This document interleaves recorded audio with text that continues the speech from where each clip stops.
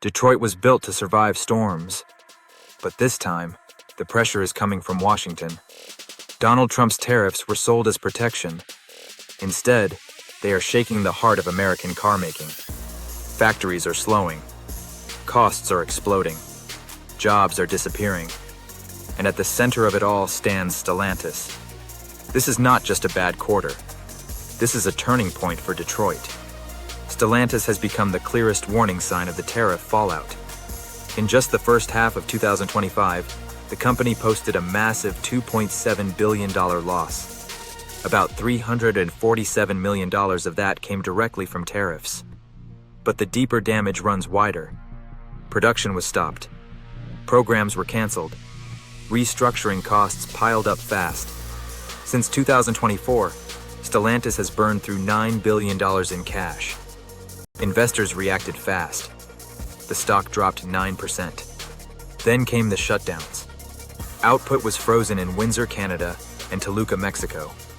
Nearly 900 workers were laid off across Michigan and Indiana. CEO Antonio Filosa says recovery is coming. He points to 10 new launches, including the return of the Jeep Cherokee and the long-awaited Ram Hemi V8. Dealers are hopeful, but hope does not erase math. More than 40% of U.S. sales depend on imports now hit with 25% tariffs. Stellantis was once seen as Detroit's comeback story. Now it looks like proof of how fragile the system has become. And the pressure does not stop there, because GM and Ford are now trapped in the same squeeze. General Motors and Ford are not escaping the tariff storm. GM cut its 2025 profit outlook, warning of $4 to $5 billion in added costs. Second quarter profits already fell by $1 billion. To keep plants running, GM pushed truck factories in Indiana into overdrive. This is not expansion. This is survival. Ford made an even sharper move. It pulled its full-year guidance, projecting a $1.5 billion tariff hit. Every Ford built in the U.S. now carries about $5,000 in extra cost. Much of that is already being pushed onto buyers. Trucks and SUVs are still rolling, but EV plans are slowing down. Unions in Michigan and Ohio are bracing for new layoffs. Behind closed doors, executives are again talking about moving production overseas. That is the irony. Tariffs were meant to protect American jobs. Instead, they are pushing companies to look elsewhere. Prices are rising. Luxury brands already raised prices by 10%. Ford's SUVs could be next. Detroit is no longer chasing innovation. It is playing defense. And as the big three struggle to hold the line, something even bigger is breaking. The North American supply chain itself is starting to crack. One of the biggest victims of the tariff shock is something most people never see: the North American supply chain. For decades, the US, Canada, and Mexico worked as one system. Parts crossed borders again and again before a car was finished. That system was fast. It was cheap. And it kept American factories competitive. Now that system is breaking. Steel and aluminum imports face tariffs as high as 50%. Vehicles from Canada and Mexico are hit with heavy duties too. What used to be an advantage is now a cost trap. Automakers are paying billions more just to move parts they already depended on. Delays are spreading. Warehouses are filling. Assembly lines are slowing down. Canada is taking a hard hit. Its auto sector directly employs 125,000 workers and supports nearly 500,000 more. Prime Minister Mark Carney was forced to delay EV rules just to keep factories from shutting down. Unions on both sides of the border are angry. They accuse Stellantis and others of cutting jobs too fast. Michigan towns that depend on auto plants are sinking deeper into economic stress. And the bitter irony is impossible to ignore. Tariffs meant to bring jobs back home are now pushing companies to leave North America entirely. The backbone of Detroit's strength is cracking, and the fallout does not stop at the border. Because America's allies are no longer staying quiet. The tariff crisis has spilled far beyond the United States. Canada hit back first.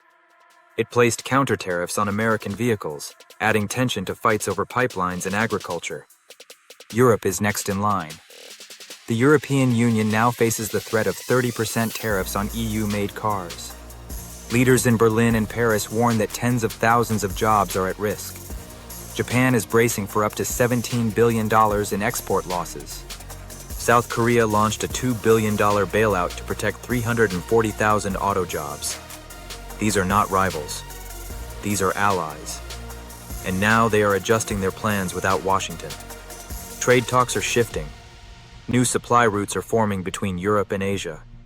Some countries are even exploring BRICS-linked trade paths. The United States is starting to look isolated. China, already blocked by 100% tariffs, barely slowed down. Instead, it expanded deeper into Europe and Southeast Asia. Factories moved. Investments followed. While America struggles, others adapt. What began as America First is starting to look like America Alone. And that raises a serious question. If tariffs weaken alliances instead of strengthening them, what happens when Detroit runs out of room to maneuver? That question now lands directly on Stellantis, because the company is betting everything on one final turnaround. Stellantis is not backing down. Despite heavy losses, CEO Antonio Filosa has launched a bold recovery plan. In 2025, the company plans 10 major vehicle launches worldwide. That list includes the Jeep Compass, the Dodge Charger 6-pack, the Jeep Cherokee Hybrid, and a fully electric Ram. But the real attention grabber is this: the return of the 5.7-liter Hemi V8 in Ram trucks. For years, dealers complained about thin inventory and weak demand options. Now, those icons are coming back. Filosa says inventory is finally balanced. Backlogs from 2024 are cleared. New models are moving again. Investors reacted. Stellantis shares jumped 9% in Milan, helped by signs of progress in tariff talks with Washington. But the pressure is still heavy. Tariff costs alone could reach $1.7 billion in 2025. Restructuring bills keep growing. European sales are slowing. This strategy marks a clear shift. Less cutting, more rebuilding. Stellantis is betting on brand loyalty, muscle cars, and steady cash flow to regain ground in the US. Whether that bet pays off is far from certain, because Stellantis is no longer just fighting for itself. It is now the test case for all of Detroit. Stellantis is not alone in this fight. GM and Ford are watching closely, because their futures may follow the same path. GM is pushing truck production to its limits. Full-size pickups remain its strongest shield against rising costs. Ford is leaning hard on loyalty. F-Series buyers keep coming back, even as prices climb. But loyalty has limits. Higher prices are slowing demand. EV plans are being delayed. Long-term investments are being questioned. Executives across Detroit face the same choice: absorb the costs and bleed cash, or raise prices and risk losing buyers. Neither option is clean. Tariffs were meant to reset the rules. Instead, they have forced every major automaker into short-term thinking. Less innovation, more defense. And if one of the big three slips, the shock will not stop at one company. Suppliers will feel it. Workers will feel it. Entire regions will feel it. The next phase will decide everything. Because the real question is no longer about profits. It is about whether Detroit can still compete in a world that is moving faster than policy can keep up. The cost of tariffs is not staying inside boardrooms. It is reaching workers, towns, and families. Layoffs are spreading quietly, not always in headlines, but in schedules and paychecks. Temporary shutdowns turn into long breaks. Overtime disappears. Hiring freezes become normal. In Michigan, Indiana, and Ohio, auto towns feel it first. When a plant slows down, everything slows down. Restaurants lose customers. Local stores cut hours. City budgets tighten. Workers hear the same line again and again. Just until things stabilize, but stability keeps moving further away. Buyers feel it too. New cars cost more. Used cars stay expensive. Financing gets harder as prices climb. Many families delay purchases. Some walk away entirely. That hesitation feeds back into the system. Lower demand hits dealers. Dealers pressure manufacturers. Manufacturers cut more costs. It becomes a cycle that is hard to stop. And while Detroit struggles to hold ground, the global auto market keeps moving forward. Not waiting, not slowing. Which raises a critical issue. If Detroit pauses too long, others will take its place. While US automakers fight tariffs, foreign competitors are making moves. European brands are expanding production outside North America. Asian manufacturers are locking in long-term supply deals. They are planning for stability. They are planning for scale. And they are not looking back. In China, automakers are pushing exports into new regions. In Southeast Asia, new plants open faster than Detroit can react. Technology is moving too. Software updates, battery improvements, manufacturing automation. These changes reward speed. Tariffs slow decisions. They slow investments. They slow adaptation. That gap matters. Once buyers switch brands, they often stay switched. Once suppliers sign new contracts, they rarely return. Detroit is still strong, but strength alone is not enough. Timing matters. Momentum matters. And right now, momentum is slipping away. That puts even more weight on what happens next. Because the final stretch is coming. And it will decide whether this pressure forces a reset or leaves lasting scars on American automaking. On paper, tariffs look simple. Raise costs. Protect jobs. Force production back home. But the factory floor tells a different story. Modern cars are built from thousands of parts. Those parts come from dozens of countries. You cannot flip that system overnight. When tariffs hit, companies face hard limits. Building new plants takes years. Training workers takes time. Securing local suppliers takes even longer. So instead of reshoring fast, automakers stall. Projects pause. Budgets freeze. Long-term plans get pushed aside. Executives are not betting on growth. They are betting on survival. That changes everything. Money meant for innovation goes to covering costs. Future platforms get delayed. Risk-taking disappears.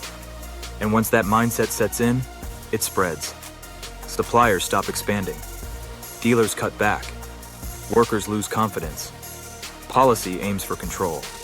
Reality pushes back.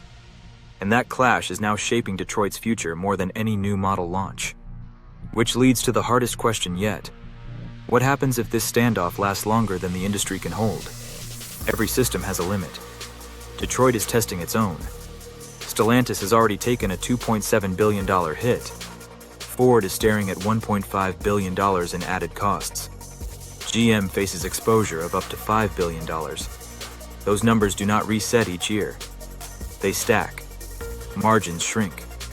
Flexibility disappears. Options narrow. At some point, something has to give. Prices rise too far. Demand drops too fast. Or production shifts for good. Once factories move, they rarely come back. That is what keeps executives awake at night. Not one bad quarter. Not one bad year. But a slow slide that no press release can reverse. Detroit still has power. Still has talent. Still has loyal buyers. But pressure keeps building. And the next moves, by Washington, by automakers, by global rivals, will decide whether this moment becomes a reset or a long-term setback.